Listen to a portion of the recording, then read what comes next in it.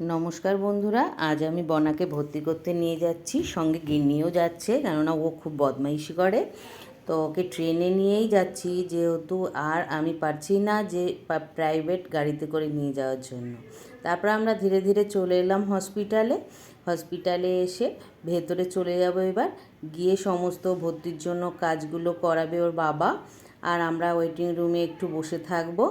করানোর পর ওর ভর্তি করার আগেই খাওয়াতে হবে, না হলে ভর্তি হয়ে গেলে আর খাওয়ানোর টাইম থাকবে না। আমি ওকে খেতে নিয়ে চলে গেলাম, খাওয়া দাওয়া করিয়ে ওখানে আমরা একটুখানি, এত বৃষ্টি হচ্ছে মানে বলার মতন না, প্রচুর বৃষ্টি, তার মধ্যে দিয়েও ওদেরকে খাইয়ে নিলাম। খাইয়ে এবার আমরা আস্তে আস্তে করে সেই যেখানে ভর্তি করাবো ওখানে নিয়ে চলে যাব। ভর্তি করিয়ে তারপরে ওর বাবা আস্তে আস্তে করে বাড়িতেও চলে গেল। আর আমি কি করব, যেহেতু ওর একটা বেডের দরকার ছিল, সেই বেডটা আমরা পাইনি, যার জন্য ওর কাছে আমাকে থাকতে হলো। আমি থেকে গেলাম, ওর বাবা বাড়িতে চলে গেল।